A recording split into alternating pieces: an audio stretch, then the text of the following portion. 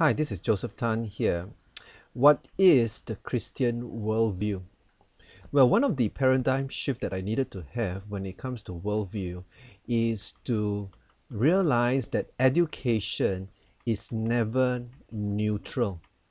I mean, most of us would think that education would contain certain curriculum materials and certain technical content and so on. But the way that it is delivered has a certain perspective, has a certain viewpoint, has a certain way by which the author looks at the world. So in education, there's really no such thing as a neutral worldview. Every author, every material communicates a certain philosophy and message about life itself. And at the end of the day, isn't education about life? What is the primary role of the church? The primary role of the church is indicative of the primary role of the homeschooling man at home, and that is to teach sound doctrine. Teaching sound doctrine is central to everything else. It's not just doctrine per se, because every religion have their own doctrine, but it is doctrine that is sound, doctrine that is based on the truth, doctrine that is accurate. In other words, doctrines and teaching that have the right worldview.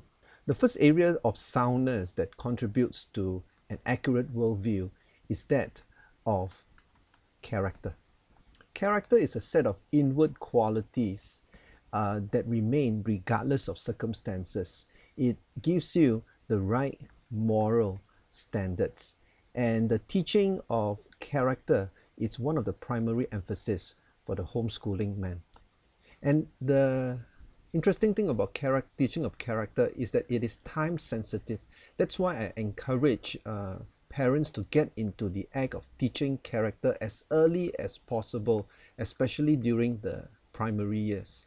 And yet during the primary years is also the time when we fill up their schedule with a lot of what we call enrichment programs. Actually, a lot of these enrichment programs enriches the mind, but does very little for the soul. Yes, they become smart, but they become a smart aleck. So the character is not being shaped at all. The second area of soundness that the homeschooling dad, or rather the homeschooling man, must focus on is in the area of apologetics. First Peter 3 verse 15 says we must give a reason for the hope that is within us. You know, we as parents spend so much money preparing our children for college and university in another country, but what are we doing in terms of building up their faith?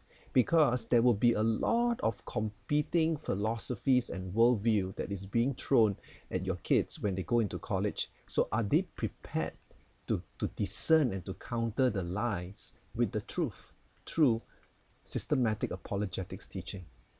The research from Barna says that 2/3 of kids who grow up in a Christian family, leave their faith when they enter into college, and they become lukewarm believers when they come back to church.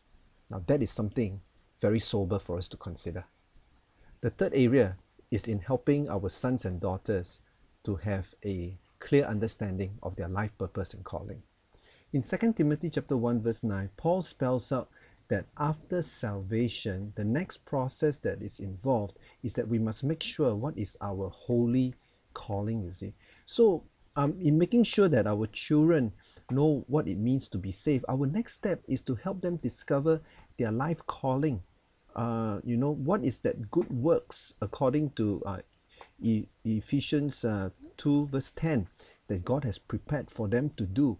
We must help them to discover their life purpose and the holy calling, not a career first, but a calling first, so that they can be excited about life and they can be excited about the God that have called them to an abundant life.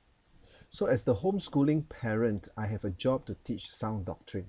Soundness in terms of character, soundness in terms of apologetics, soundness in terms of life purpose. You know, in 3 John verse 4, The Apostle John says that I have no greater joy than to hear that my children walk in truth.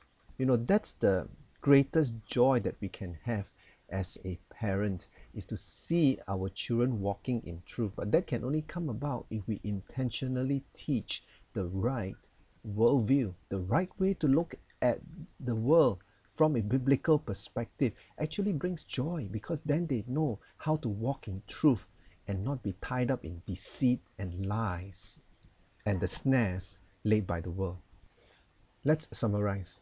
In teaching character, we are showing our children the right way to respond to life, the right moral standards, the right criteria for making decisions. And in teaching them apologetics, we are highlighting the truth about history, the truth about science, the truth about their faith. And then in helping them to clarify their purpose and calling, we indeed show them what life is really all about. And what does John chapter 14 verse 6 says? Jesus says, I'm the way, the truth, and the life. So you see, as we consistently teach our children the right worldview, it all points back to the person who is the way, the truth, and the life, and that is Jesus Christ himself.